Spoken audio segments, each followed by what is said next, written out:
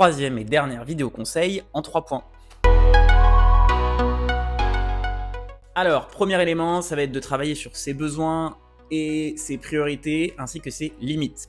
Donc l'idée, c'est de pouvoir poser tout sur papier, me dire ok, là dans cette colonne, je vais mettre mes besoins, je vais mettre mes limites, je vais mettre également mes priorités aujourd'hui.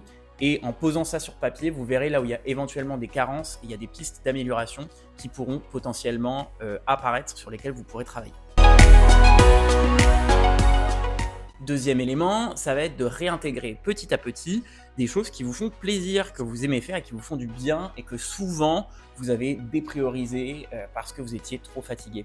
Typiquement, c'est le verre avec des amis le soir que vous refusez parce que vous êtes crevé, c'est le week-end que vous avez annulé en famille parce que vous préférez rester seul parce que vous êtes trop fatigué, etc., etc.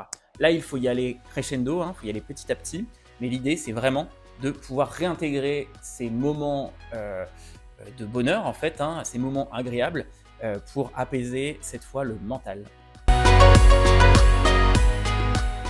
Et enfin, troisième et dernier point, et pas des moindres, c'est pour moi de très loin le plus important si vous voulez sécuriser votre guérison et surtout ne jamais rechuter, c'est évidemment faites-vous accompagner, que ce soit par le programme de coaching rééquilibre ou que ce soit par un ou une psychologue ou psychiatre, faites-vous accompagner, c'est vraiment pour moi capital lorsqu'on traverse un burn-out.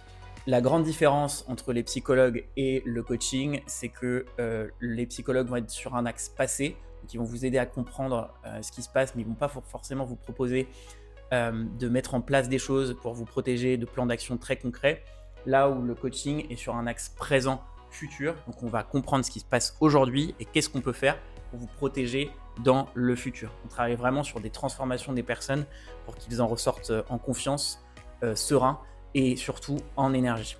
Voilà, donc c'est beaucoup plus concret.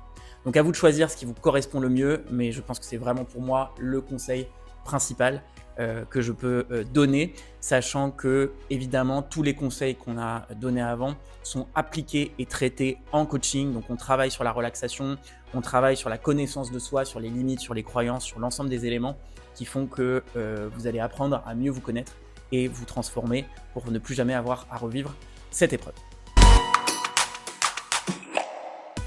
Voilà, c'était le troisième et dernier conseil.